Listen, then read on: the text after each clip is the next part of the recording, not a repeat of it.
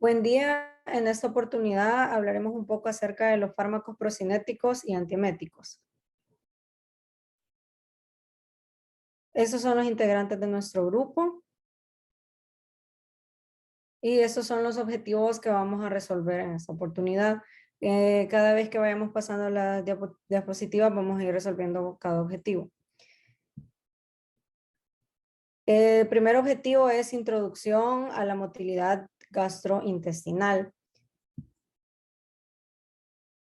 Tenemos que el tracto gastrointestinal está en un continuo estado de contractilidad, secreción y absorción, ¿verdad? El control de estos estados se da principalmente por contribuciones de el músculo liso del epitelio, el sistema nervioso entérico, que este es el más importante en la función fisiológica, el sistema nervioso autónomo y hormonas locales y circulantes.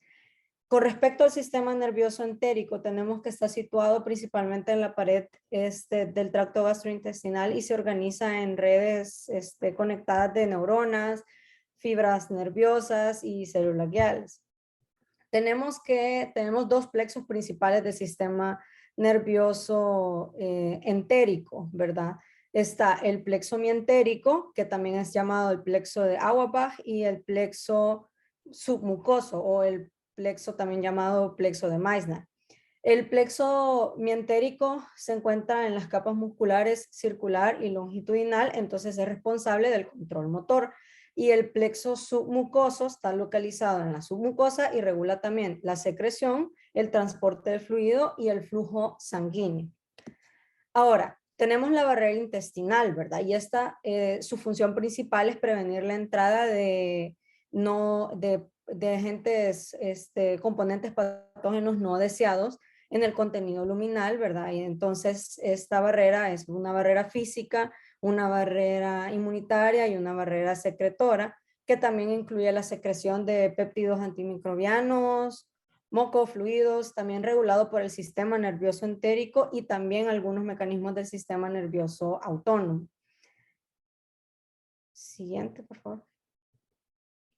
Tenemos ahora entonces la generación y la regulación de la actividad motora gastrointestinal, teniendo en mente que el sistema nervioso entérico y el sistema nervioso autónomo trabajan como conjunto, en este caso para organizar diferentes programas, son dos programas específicamente los que estamos viendo en la diapositiva, que consiste en una serie de patrones, están coordinados por secreción y movimientos. El primer programa es el programa de ayuno de la actividad motora, se llama por sus siglas MMC o complejo mioeléctrico migratorio. Este programa de ayuno consiste en una serie de principalmente 4 actividades básicas, ¿verdad? 4 fases. Primero, el estado de reposo. La segunda fase es como el incremento de la frecuencia, de los potenciales de acción y de las contracciones del músculo liso. Aquí en esta fase se libera la motilina, la cual vamos a explicar más a fondo más adelante. La actividad contráctil máxima, ¿verdad? Aquí es donde las contracciones rítmicas del intestino son periodos de 6 a 10 minutos y son procedentes en sentido caudal, ¿verdad? Es decir, hacia el ano. De ahí está en la fase 4, que es la declinación de la actividad hacia una renovación de la fase 1. Tenemos que tener en cuenta que globalmente en este ciclo, en estas 4 fases, toma aproximadamente de 80 a 110 minutos. Ocurre en estado de ayuno, por eso es el programa de ayuno, y ayuda a eliminar desechos caudales del intestino y limita así el crecimiento de unas bacterias luminales. También este programa es interrumpido por el otro programa, ¿verdad? El programa de alimentación. Hablando ya ahora acerca del programa de alimentación, este consiste en contracciones con una frecuencia más alta de 12 a 15 minutos, que son ya sean propulsivas o mezcladoras. Las propulsivas, ¿verdad? Estas contracciones propulsivas se propagan por segmentos cortos y las mezcladoras son irregulares y no propagadas. Aquí es donde conocemos el movimiento de la peristalsis, que es una serie de respuestas reflejas ante el bolo alimenticio, ¿verdad? En la luz del segmento del intestino. Tenemos aquí entonces el reflejo excitador, ascendente que causa la contracción del músculo circular del lado oral del bolo, y el reflejo inhibidor que es descendente y ocasiona la relajación del lado anal.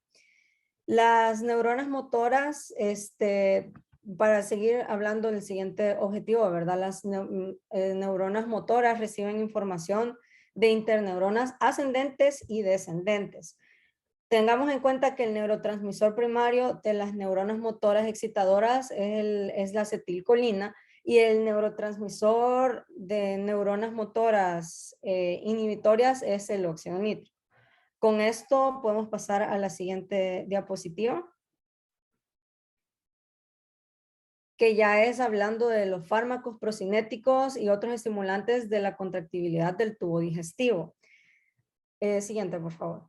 Los agentes en general, los agentes procinéticos, estos mejoran de forma coordinada la motilidad y el tránsito del material en el tracto gastrointestinal, ¿verdad? Esto mejora la liberación de neurotransmisores excitadores con la unión del nervio y el músculo liso sin interferir el ritmo de la motilidad. En cambio, la activación de receptores muscarínicos con agentes colinomiméticos o inhibidores de la acetilcolina mejoran las contracciones, pero no es de forma coordinada, entonces no hay una propulsión neta mejorada. Ahora sí, tenemos los antagonistas del receptor de dopamina, ¿verdad? Son los dos fármacos que vemos aquí, estos están en este gran grupo, ¿verdad? Y el mecanismo de acción de ambos es que tienen que tener en cuenta que la dopamina tiene varios efectos inhibidores de la motilidad, incluso reduce las presiones del esfínter esofágico inferior. Estos efectos pueden resultar por la supresión de la liberación de la acetilcolina y son mediados por receptores D2. Entonces, los antagonistas, ¿verdad? De este receptor de la dopamina son efectivos como buenos agentes procinéticos y tienen una ventaja de que pueden aliviar las náuseas y vómitos por el antagonismo de los receptores de dopamina en el tallo cerebral. Hablando específicamente de la metoclopramida, ¿verdad? En la familia de las benzaminas, además de ser un antagonista de la dopamina, también tiene un agonismo con el receptor 5-HT4, que lo voy a explicar más adelante. Es un antagonismo también vagal y central del 5-HT3, también lo voy a explicar un poco más adelante. Y se cree que tiene una posible sensibilización de los receptores muscarínicos en el músculo liso, ¿verdad? Sus efectos limitan en gran parte del tracto, se limitan principalmente al tracto digestivo superior y no tienen efectos clínicamente significativos en el colon. La presentación es, aquí la podemos ver en la imagen, es de vía oral de 10 miligramos, pero también hay una presentación parenteral de 5 miligramos. Los principales usos terapéuticos para pacientes con gastroparesias, aliviar los síntomas por el vaciamiento gástrico lento en personas diabéticas y náuseas, vómitos asociados a migraña, postquirúrgico o para personas que han tenido quimioterapia, ¿verdad? Es importante resaltar los efectos adversos, ya que el principal es un parkinsonismo porque se disminuyen los niveles de dopamina, y reacciones comunes como la somnolencia, inquietud y fatiga. El otro antagonista del receptor de dopamina D2 es la domperidona. Este es un antagonista, ¿verdad? Y es para uso en gastroparesias, reflujo gastroesofágico, prevención de náuseas, vómitos inducidos por quimioterapia también, y se debe evitar el uso conjunto con fármacos anticolinérgicos. Ahora, en general, las dosis de estos son de 10 miligramos de 3 a 4 veces al día, 30 minutos antes de comer. Siguiente.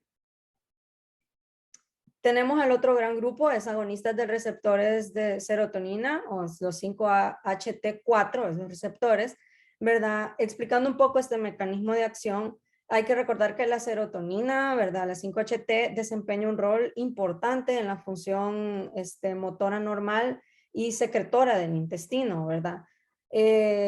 recordando que las células enterocromafinas son las que producen la mayor parte de la serotonina y son las que más rápido liberan en respuesta a la estimulación química o mecánica.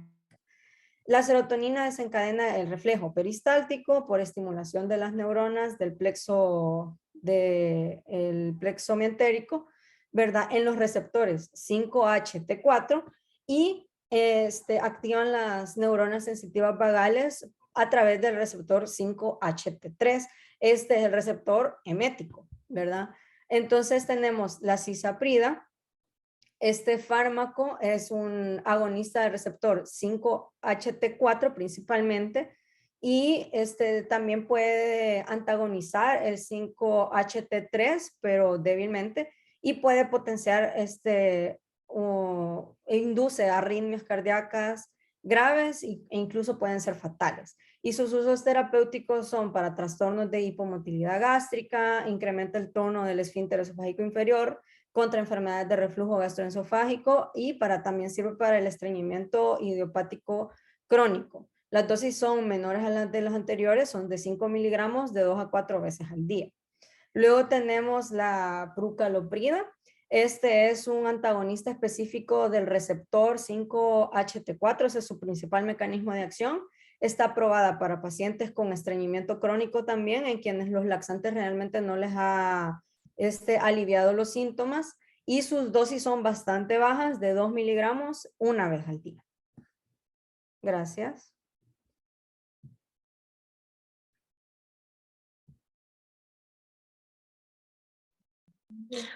Continuando con los fármacos procinéticos, el siguiente de estos son las motilina y los antibióticos macrólidos.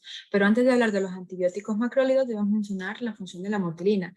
Si bien esta es una hormona peptídica que está compuesta por 22 aminoácidos y es secretada por las células enteroendocrinas que se encuentran en el intestino delgado superior, se menciona que su principal función es actuar como un agente contráctil en el tracto gastrointestinal superior. Por otra parte, existen fármacos que tienen un efecto similar a la motilina. Entre esos se encuentra la eritromicina. Como bien, su mecanismo de acción estimula los receptores de motilina que se encuentran en las células del músculo liso del tracto gastrointestinal. Su receptor, como pueden observar en pantalla, el GPCR, que es el receptor acoplado a proteína G, es el que es estimulado en este caso. En cuanto a sus usos terapéuticos, ese está indicado en la gastroparesia diabética, ya que se ha demostrado que puede mejorar el vaciamiento gástrico a corto plazo. Y en cuanto a su dosificación, está disponible tanto para administrarse por vía oral o por vía intravenosa. En el caso de vía oral, esa tiene que ser administrada en adultos alrededor de 500 miligramos 4 veces al día máximo, y por vía intravenosa de 1.5 a 3 miligramos por kilogramo.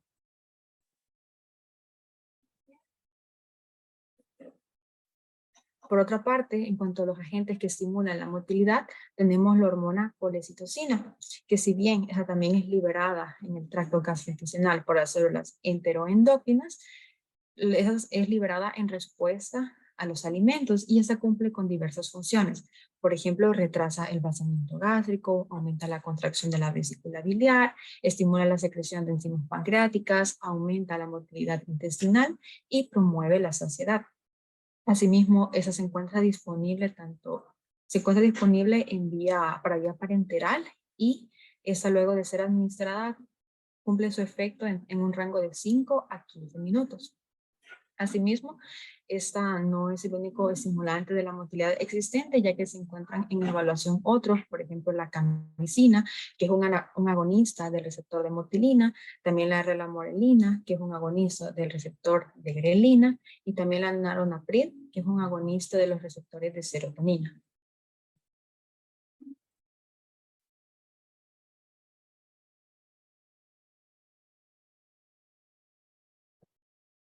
Nosotros hemos unido dos objetivos, que el tercero es clasificar de acuerdo con el mecanismo de acción a los catárticos laxantes, y el 4 es mencionar los efectos adversos y los usos limitados de los catárticos laxantes. En los coloides hidrofílicos absorben agua y aumenta el volumen de las heces. Sus efectos adversos en la coagulación es que alteran la unión del factor 8 y el factor de von Willebrand. Y también en los renales, síndrome hiperglucótico. Y sus usos limitados es la hipoalbuminemia y la desnutrición. Los agentes osmóticos, los laxantes salinos, su mecanismo de acción es la retención osmótica de agua, que luego estimula la peristaltisis, y los efectos adversos es la atonía del colon y la nefritis. Y su uso limitado es la dolencia gastrointestinal aguda. Pásalo, por favor. Los agentes suavizantes de la heces, el ducasato, su mecanismo de acción es que disminuye la tensión superficial de las heces para permitir la mezcla de sustancias acuosas y grasas y suavizar las heces. Sus efectos adversos es el dolor abdominal difuso y su uso limitado es la hipersensibilidad al docusato.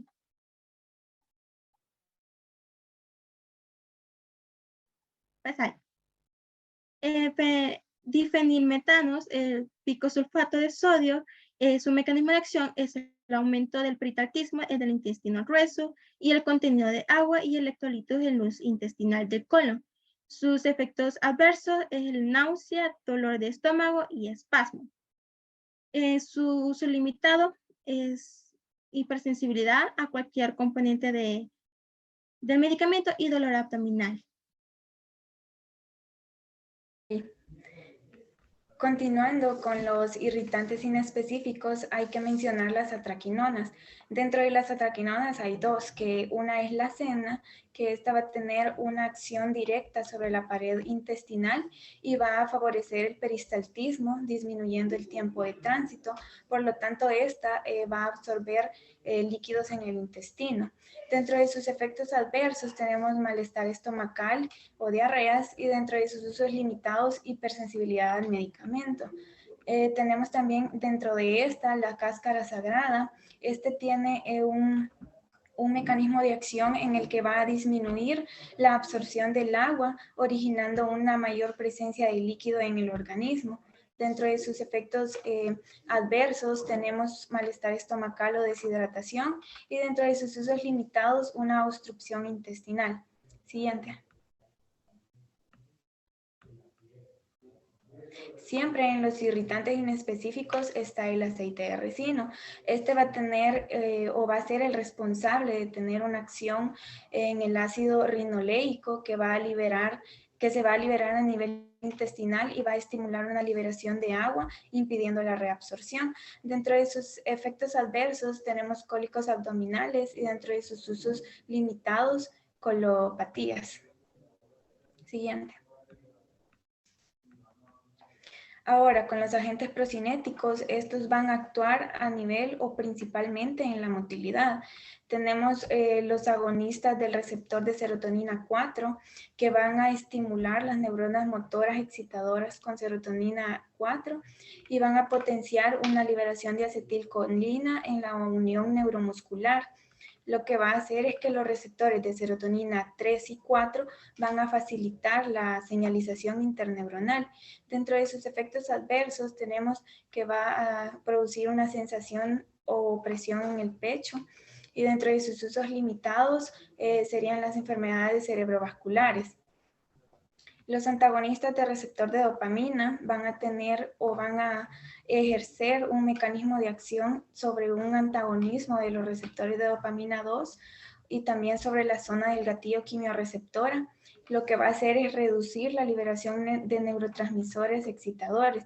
Dentro de sus efectos adversos, náuseas y vómitos, y dentro de sus usos limitados por fibrilación auricular.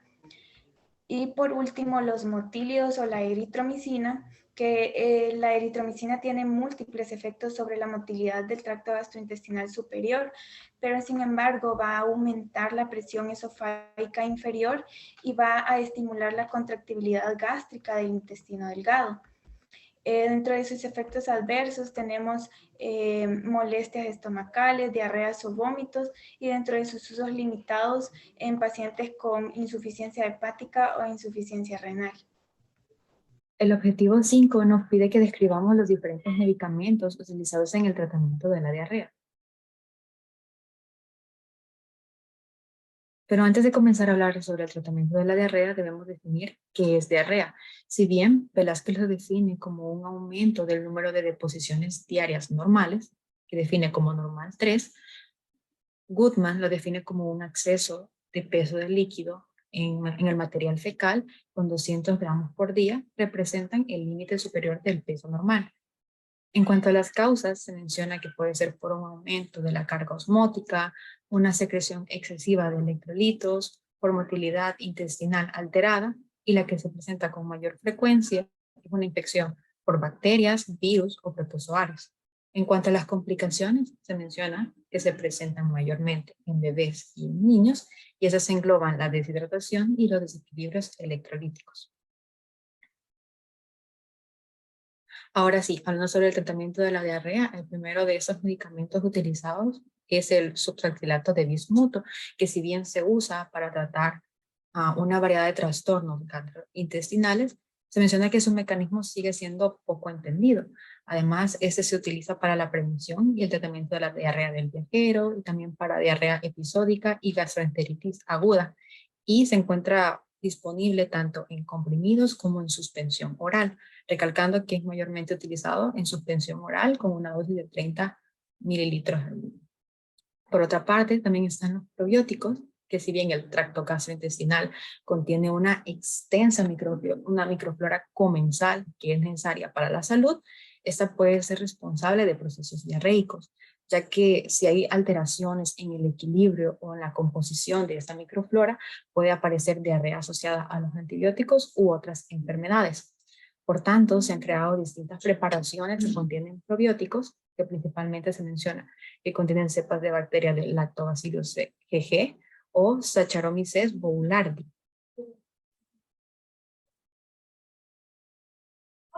También están los medicamentos que actúan sobre la antimotilidad y agentes antisecretores. Los principales son los opioides, que pueden actuar por diferentes mecanismos, tanto en los receptores de los nervios entéricos, de las células epiteliales y el músculo, y pueden actuar por mecanismos que afecten a la motilidad intestinal por medio del receptor opioide Mu, o también por la secreción intestinal por medio del receptor opioide delta, o también pueden interferir en la absorción utilizando ambos receptores opioides, tanto el Mu como el delta.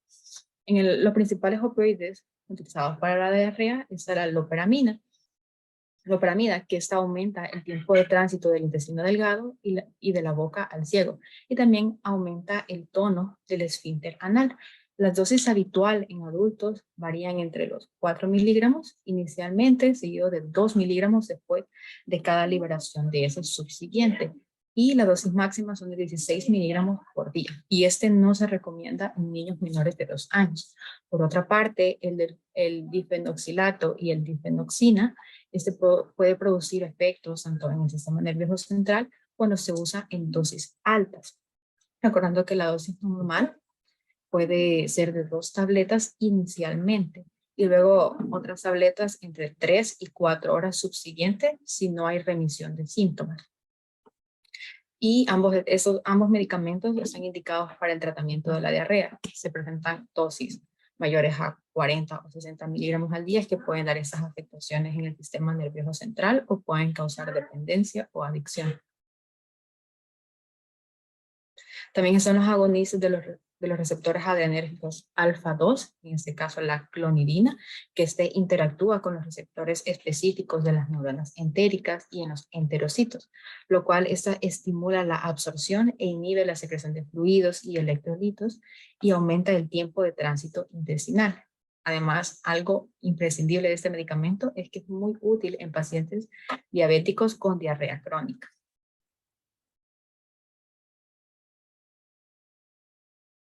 También tenemos el octreótido y la somatostatina. Si bien el octreótido es el principal utilizado, este inhibe la diarrea secretora grave provocada por tumores en el páncreas y en el tracto gastrointestinal. Y este lo hace por medio de la inhibición del 5-HT o serotonina y por el péptido gastrointestinal. Asimismo, hay una mayor utilidad en el caso del síndrome de vaciamiento que se da después de una cirugía. La terapia inicial de este octreótido por lo general es de 50 a 100 microgramos y se administra por vía subcutánea, 2 o 3 veces al día. Por otra parte, el telotristal de etilo, ese medicamento reduce la diarrea que es asociada con tumores pero carcinoides por medio de la inhibición del triptófano hidrolasa, que es la enzima, es la enzima limitante de la biosíntesis de serotonina.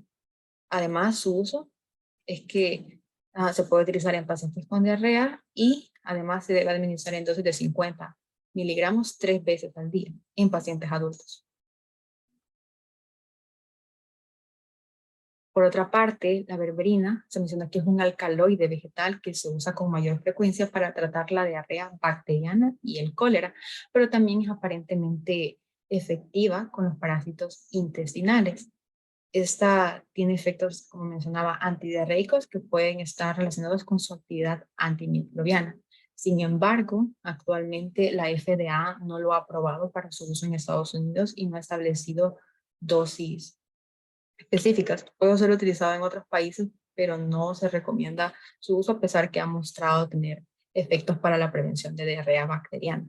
Por otra parte, también están los secuestradores de ácidos biliares, en los cuales englobamos 3 principalmente, que es la colestiramina, el colestipol y la cosebelertemam, que esas son eficaces en cuanto a los ácidos biliares y algunas toxinas bacterianas. En el caso del primero, la colestiramina es útil en el tratamiento de diarrea inducida por sales biliares, como en pacientes después de una colecistectomía.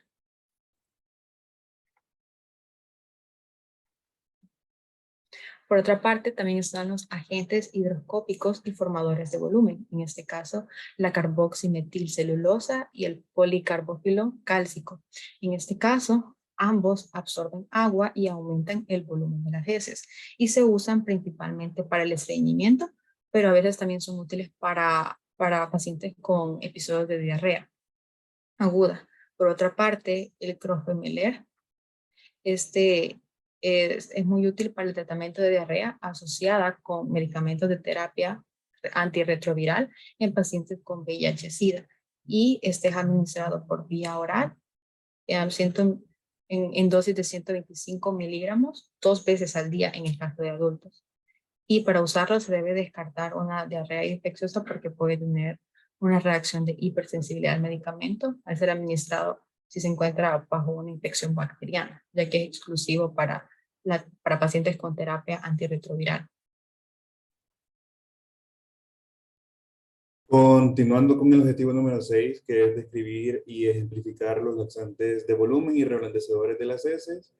El primero de ellos son los laxantes formadores de volumen o los formadores de masa. Estos laxantes no son digeribles, son coloides hidrófilos que absorben agua y forman un gel voluminoso y emoliente que distiende el colon y promueve el peristaltismo.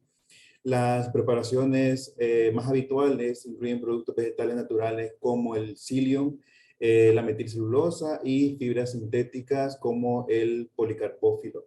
La digestión bacteriana de las fibras vegetales dentro del colon puede provocar un aumento de la hinchazón del mismo y gases. El primero de ellos, el salvado, es conocido como salvado de molino y es la capa exterior dura de la mayoría de cereales. El salvado está presente en y puede ser molido de cualquier grano de cereal, incluyendo arroz, el maíz, el trigo, la avena y la cebada. El salvado es particularmente rico en fibra dietética y también rico en ácidos grasos y contiene cantidades significativas de almidón, proteínas, vitaminas y minerales dietéticos. Contiene más de 40% de fibra dietética. El salvado de trigo tiene un alto contenido en lignina y este es el más eficaz para aumentar el peso de las heces. Se da en una administración de 1 a 3 gramos hasta 3 veces al día. El segundo de ellos es el psyllium, que el psyllium es considerado una fibra natural.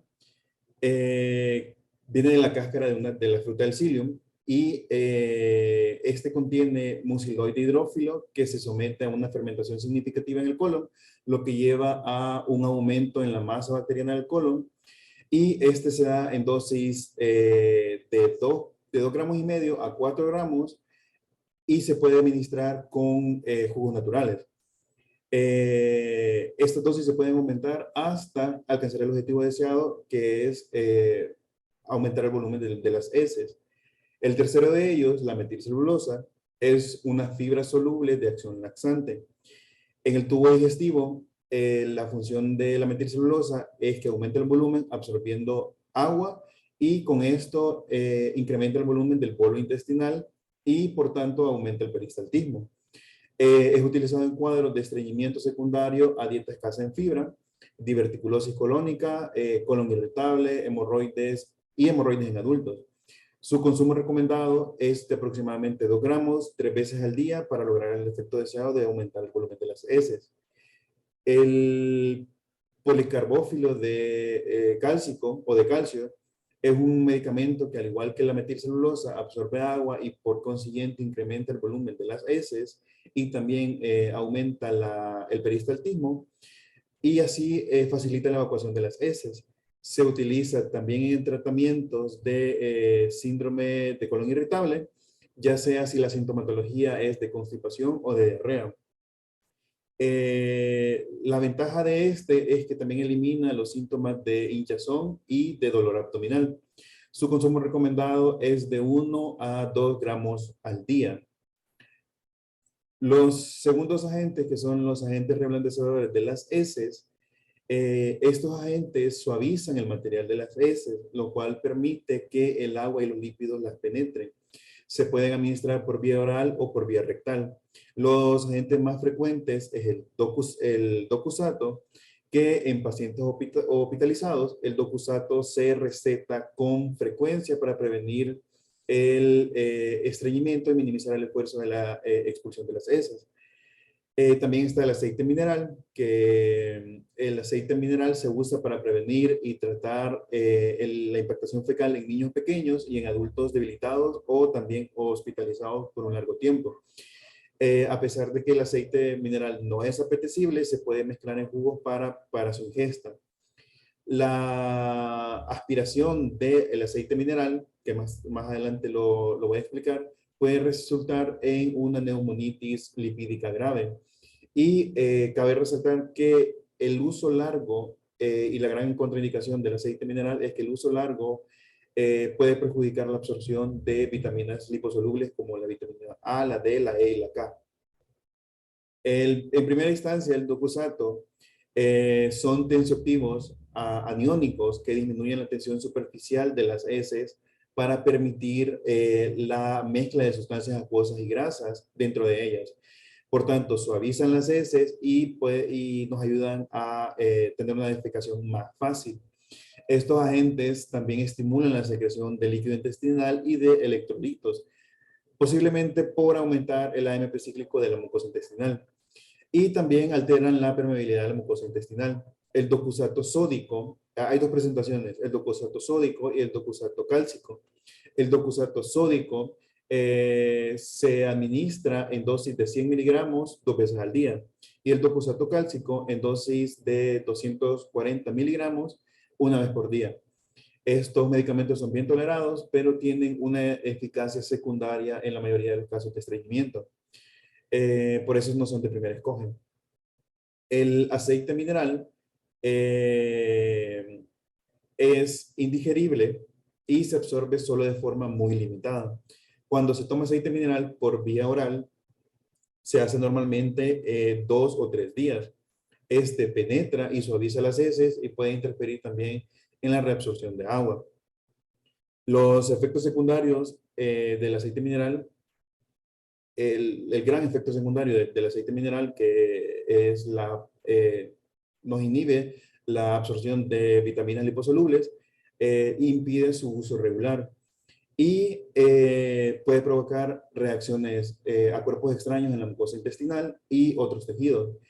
Y también, y muy importante, que el aceite mineral de uso a largo plazo puede provocarnos una fuga de aceite más allá del esfínter anal. Estos también pueden llevarnos a complicaciones más poco frecuentes o más raras, como la neumonitis por lípido debido a la aspiración de esta fuga de aceite mineral, por lo que el aceite mineral pesado o el que se ingiere por vía oral no debe tomarse antes de acostarse, y el aceite mineral ligero, el que se ocupa de forma tópica, nunca debe administrarse por vía oral.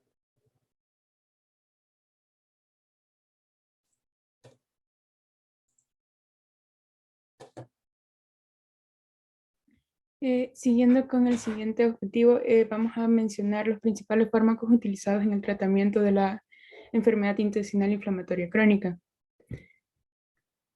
Siguiente, por favor. Ok, para empezar a hablar acerca de esto, debemos de mencionar que el tratamiento para la enfermedad intestinal inflamatoria crónica es muy problemático debido a la naturaleza etiológica de esta enfermedad. La terapia actual utilizada para la enfermedad intestinal inflamatoria crónica, que a partir de ahora vamos a llamar como IBD, es de buscar atenuar la respuesta inflamatoria generalizada. En la actualidad, lamentablemente, ningún agente puede lograr eso de manera confiable, y la respuesta de un paciente individual a un medicamento es muy limitado y puede llegar a ser hasta cierto punto impredecible. Entonces, recientemente la curación de la mucosa es el principal objetivo para el tratamiento de esta enfermedad, y en oposición a simplemente buscar como el alivio en los síntomas de la enfermedad. Para mencionar el primer fármaco usado en esta enfermedad, tenemos la mesalamina, que es la primera línea de escoge para el caso de la colitis ulcerosa leve a moderada. Y hablando acerca de la enfermedad de Crohn, este tratamiento se ha abandonado debido a que en la revisión los efectos antiinflamatorios solo son únicamente en la mucosa superficial, con efectos limitados sobre la inflamación más profunda, que va a tener cierta implicancia o importancia en los resultados a largo plazo.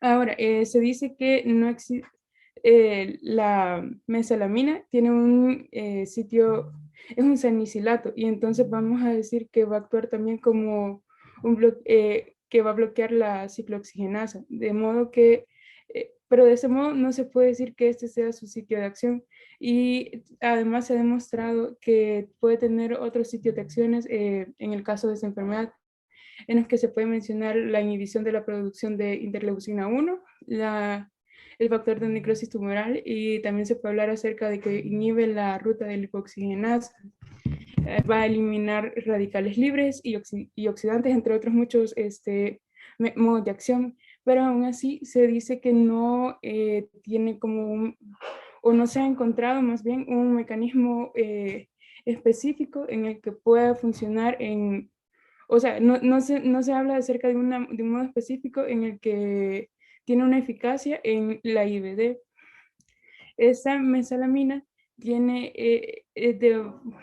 se administra de forma oral y tiene una efectividad en pacientes con colitis ulcerosa de leve a moderada activa. Va a tener una tasa de respuesta del 60 al 80%, y las dosis habituales van a ser de 4 gramos por día en 4 dosis que van a estar divididas con los alimentos. Y esto es para evitar los efectos adversos de este medicamento. Además, se dice que esta dosis se debe ir aumentando gradualmente a partir de una dosis inicial de 500 miligramos 2 veces al día. Se puede usar la mesalamina hasta 6 gramos por día, pero hay que tener en cuenta que van a tener una mayor incidencia en los efectos secundarios. También se menciona que para pacientes con colitis graves, este fármaco no es muy seguro, aunque a menudo se puede agregar como un complemento a los glucocorticoides sistémicos. Y este medicamento además juega un papel útil en la preservación de recaídas cuando ya se ha logrado una remisión de la enfermedad. Hablando del siguiente grupo de fármacos utilizados en la IBD, están los glucocorticoides. Entre el listado que se ocupa que están aprobados por la FDA están la cortisona, la dexametasona, la prednisolona y el transnolona. Y se dice que los glucocorticoides van a actuar o van a inducir una reducción en la respuesta inflamatoria y la remisión sintomática a la mayoría de los pacientes con la enfermedad de Crohn. Y la mayoría de estos suelen producirse en un lapso de 5 días posteriores una vez iniciado el tratamiento. Ahora, el fármaco más utilizado de los glucocorticoides es la prednisolona. Y se utiliza más bien para inducir una remisión en la enfermedad de Crohn de moderada a grave en pacientes que no han respondido ya a un tratamiento con amisalaminas. Entonces, se administra como una terapia de primera línea para inducir una remisión, como ya habíamos dicho anteriormente. Con mayor frecuencia se va se va a administrar por vía oral y en rara ocasión se va a administrar también por vía intravenosa, pero estos pacientes tienen que presentar brotes graves o agudos de la enfermedad.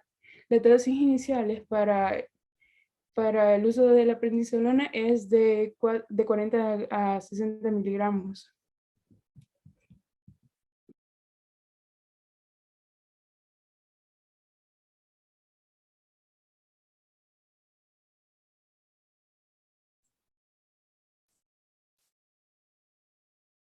Y para terminar, el objetivo número 8, que es describir la fórmula de un suero oral casero.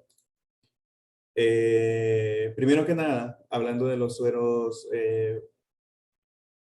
industrializados o que se venden o que tienen venta libre en la farmacia, se dice que hoy en día los esfuerzos recientes para mejorar la eficacia de los sueros de rehidratación oral en base a los estudios o los parámetros de la UNICEF y de la OMS, estos se han enfocado en soluciones de osmolaridad reducida en rangos de 60 a 65 mol equivalente litro y rangos de glucosa entre 75 y 90 milimoles litro. Aunque algunas soluciones de rehidratación oral están basadas en las que están basadas en cereales también pueden tener osmolaridad baja, no solo las de glucosa. Estas soluciones mantienen como regla la relación 1:1 de sodio y glucosa y esta relación es fundamental para el eficiente cotransporte del sodio con una carga osmolar más baja para la luz intestinal o el lumen intestinal.